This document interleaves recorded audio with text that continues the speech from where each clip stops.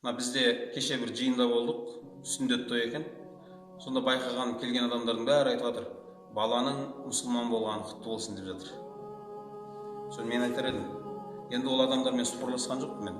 Ұрыс керіс қажет емес. Жалпы бұл сөзді естіген адамдар да ренжіп қалмасын, мен олардың дұрыс емес деп жатқан жоқпын, бірақ дұрыстауы. Бала, қараңызшы, сұрақ. Мен кейін сөз берген кезде сұрап жатырмын да, бала сонда сүндетке отырмай тұрып кім еді деп сұрап жатырмын. Не ол, кәпір ме еді, жоқ әлде періште ме еді десем, кісілер айтады, енді бұрыннан келатқан сөз ғой дейді. Екінші біреулер айтып жатыр, періште еді дейді.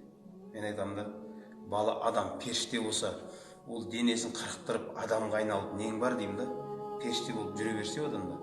Дәл сол піштірілмей тұрып бала періште болса ше, бұнда періште болып жүре берген артық емес па деп ойлаймыз ғой. Сөйтсек, ағайындар, негізі бұл сүндетке отыру деген бұл пайғамбар саллаллаху алейхи сүннеті, бұл тазалық. Бұл жалпы сүннет деген нәрсе пайғамбар саллаллаху алейхи вассаламның істеген амалдарынан ғой. Бұл исламдағы жақсы көрінілген жақсы нәрселер. Бірақ ол адамның дінін өзгертетін нәрсе емес. Алла тағала айтады ғой, адам баласы туылған кезде, нәресте кезде ол ақпарақ. Бұл исламға бейім болып туылады. Ақпарақ деген тап-таза, кішкентай балдар өлсе бар ғой, ол періштеден де артық қой олар. Балдар, керек десеңіз қараңыз, бұл фитратта кішкентай кезінде қайтыс болған бала бар ғой, ата анасына шапағат етеді ғой олар қияметтің күнінде. Қарасаңыз, дәрежесі қандай. Мен айтқым келгені, ағайындар, жайлап-жайлап енді осылай келе беруіміз керек қой, енді исламдың жайлап-жайлап түсіне берейікші дегенім ғой. Сүндетке отыру, бұл баланың мұсылман болған белгісі емес. Не дейді?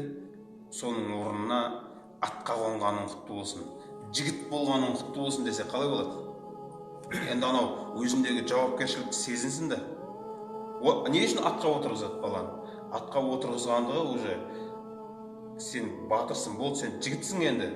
Сен ана тәлпіштеніп, мәймөңкелеп жүретін бала емессің, сен уже мойныңда жауапкершілік бар деген сияқты нәрсе ғой.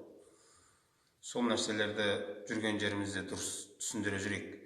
Бірақ анау қажет емес. Мына мұсылман болған құтты болсын деген адамдарға, сен астағфиралла, сен діннен шығарудың керек жоқ оларды. Ұрсу керек емес.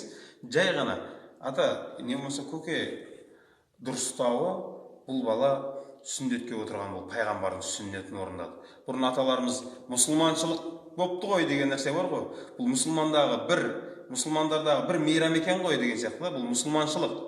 Бұл бірақ бір адамның мұсылман болуы емес.